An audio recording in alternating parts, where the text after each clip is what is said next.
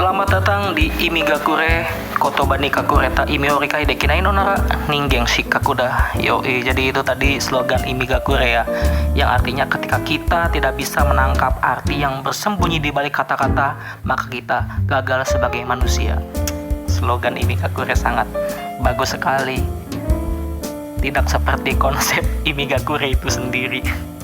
Imigakure itu ya ampun sudah terabaikan sangat lama ya, lebih dari 6 bulan mungkin terabaikan. Sebelum kita melanjut kenapa Imigakure terabaikan, saya pengen jelasin dulu sama teman-teman apa itu Imigakure. Jadi Imigakure adalah sebuah wadah yang ingin saya buat untuk teman-teman yang ingin mengasah bahasa Jepangnya gitu. Catat ya, mengasah bukan belajar, maksudnya bukan untuk yang belajar dari nol gitu, karena buat teman-teman yang pengen belajar bahasa Jepang dari nol, wadahnya sudah sangat banyak. Bisa di YouTube, di IG juga bertebaran akun-akun Jepangan yang mengajarkan kotoba.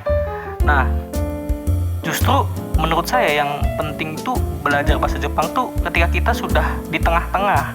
Karena udah di tengah-tengah tuh kita mau mundur sayang, mau maju susah.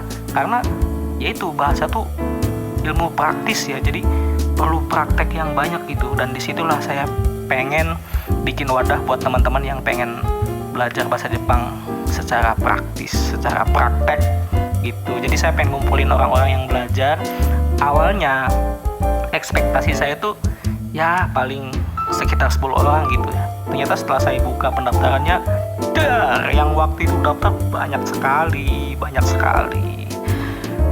sekitar 340 ribuan lah yang enggak segitu sih. Jadi itu Imigakure sendiri ya, kenapa namanya Imigakure? Jadi terbentuk dari dua kata, yaitu imi dan kakure. Imi yang berarti arti imi itu artinya arti, dan kakure itu artinya tersembunyi gitu. Jadi Imigakure maksudnya arti yang tersembunyi, karena kan seperti slogannya tadi ya, kita sebagai manusia itu gagal apabila tidak bisa menangkap arti dari sebuah kata gitu. Karena berbahasa kan seperti itu, banyak ungkapan-ungkapan yang artinya itu berbeda dengan kata yang diucapkan, seperti itu.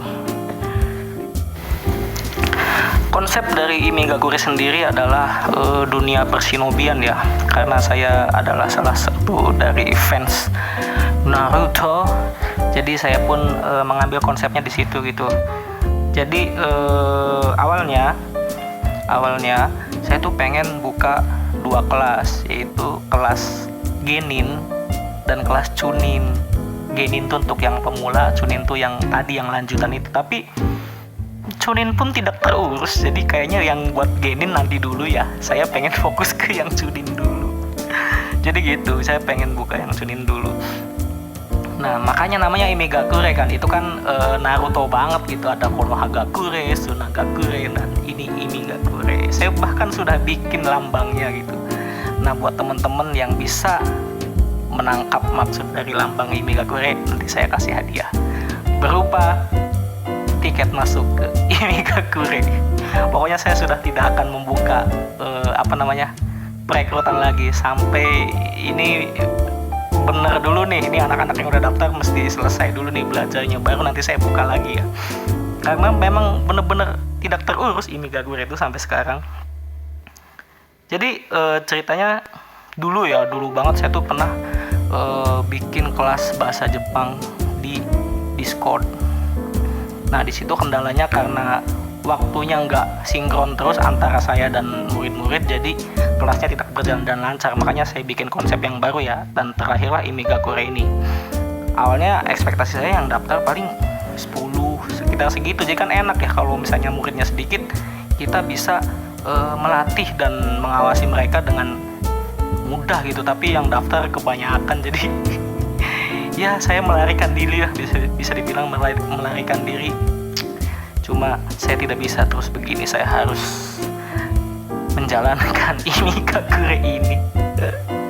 Aduh. Untuk masuk Imigakure sendiri sepertinya kemarin itu tesnya cukup berat ya. Ada 3 tahapan tes teman-teman. Yang pertama itu mencari kontak saya. Jadi saya ngasih clue. Nah, yang mau daftar Imigakure itu wah cepet-cepetan nyari kontak saya gitu di Instagram waktu itu ya. Dan nyambung tuh nge-WA saya beberapa orang pengen daftar. Tapi ada tes kedua, yaitu menjawab 10 pertanyaan yang sangat sulit. Dan 10-10-nya itu harus dijawab dengan benar gitu. Dari situ terpilihlah sekitar 71 apa 72 gitu ya. Pokoknya sekitar segitulah. Masuk grup, saya kumpulkan dalam sebuah grup WhatsApp. Lalu dijalankanlah tes ketiga, yaitu tes kesabaran.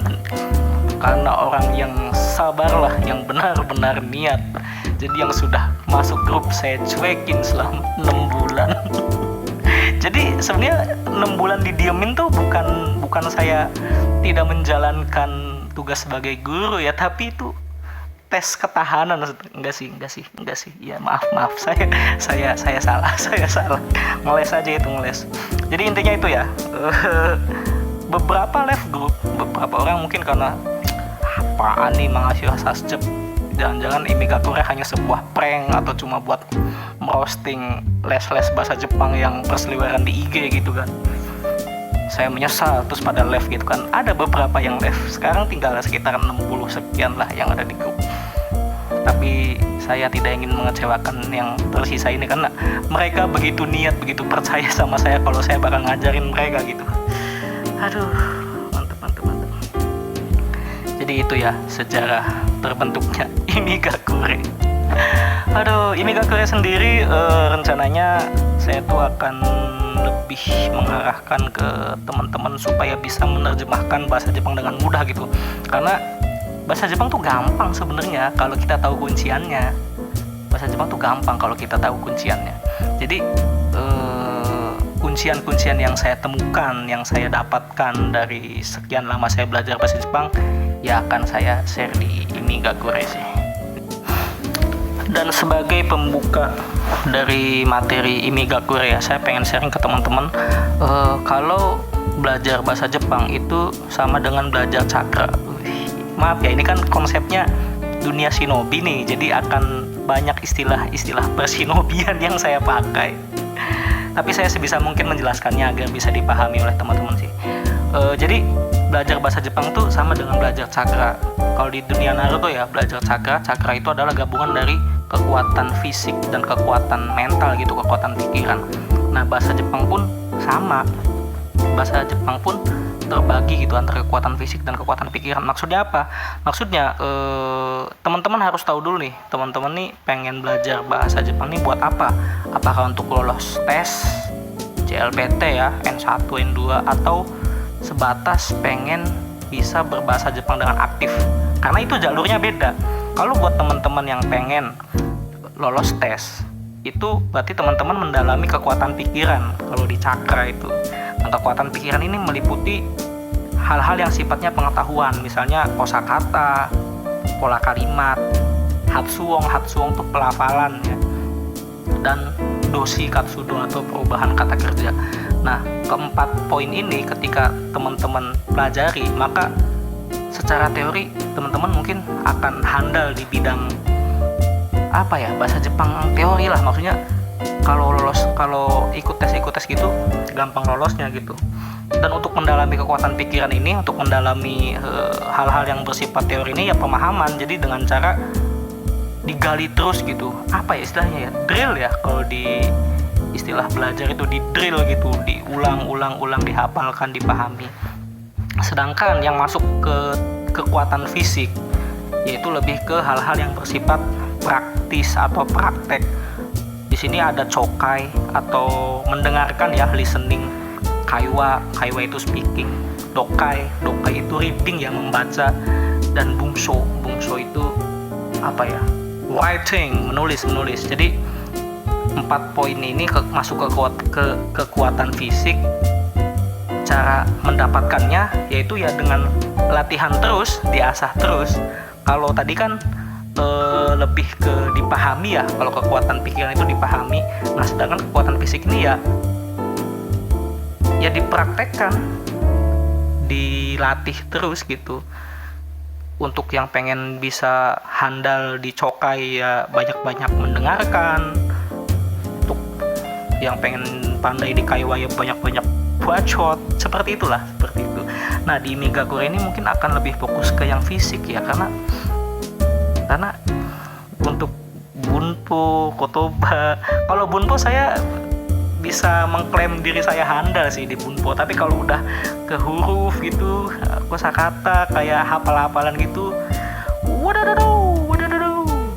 Jadi ya saya nggak akan bilang sama-sama belajar ya, karena di sini saya posisinya akan menjadi guru, akan menjadi tutor kalian gitu. Jadi saya akan sharing, saya akan mengajari teman-teman sebisa mungkin, dan semoga teman-teman mendapatkan manfaat belajar bersama saya di Imigakure. Jadi itu saja. Jadi nanti belajarnya itu fokus ke teknik menerjemahkan dan lebih ke bunpo sih. Saya bisa ngajarinnya bunpo. Jadi pola kalimat, cara ngebedah kalimat tuh bagaimana, itu saya bisa. Jangan berharap diajari kanji oleh saya, karena ya saya pun masih butuh belajar kalau kanji mah. Seperti itu kira-kira. Jadi untuk episode pertama ini sampai di sini dulu. Nanti di episode selanjutnya saya akan menjelaskan lagi bagaimana cara berdamai dengan kalimat-kalimat panjang bahasa Jepang. Jangan kemana-mana, tetap di Imigakure. Kotoba ni kakure ta imi o rikai dekinai no nara ningen shikkaku da. Bye bye.